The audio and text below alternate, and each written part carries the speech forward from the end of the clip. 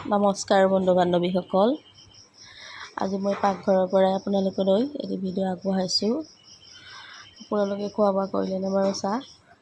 মই ইয়াত চাহৰ যোগাৰ কৰি আছোঁ। ৰাতিপুৱা চাহৰ লগত যিহেতু স্কুলো সোনকালে হয়, সেয়ে ভাবিলোঁ ৰুটিকে বনাওঁ। সেয়া মই ৰুটি বনোৱাত ব্যস্ত। আপোনালোকে চাহ খালেনে?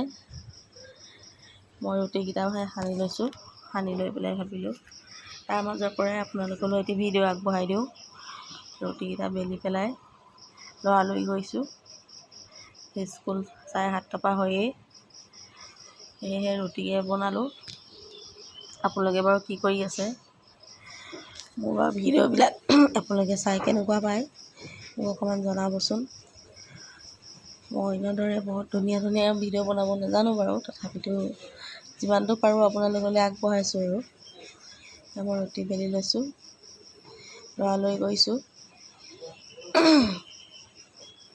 লৰালৰি কৰি আছোঁ। এয়া বনাই আছোঁ।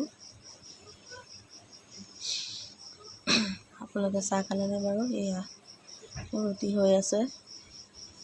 এয়া পকা ৰুটিহে বনাইছোঁ দেই। এয়া ৰুটিকেইটা লৰালৰিকৈ বনাই লৈছোঁ।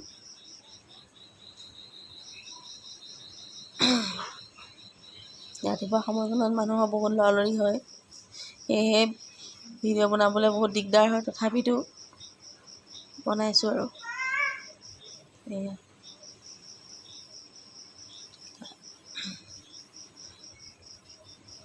ৰুটিটো বনাই ল'লোঁ।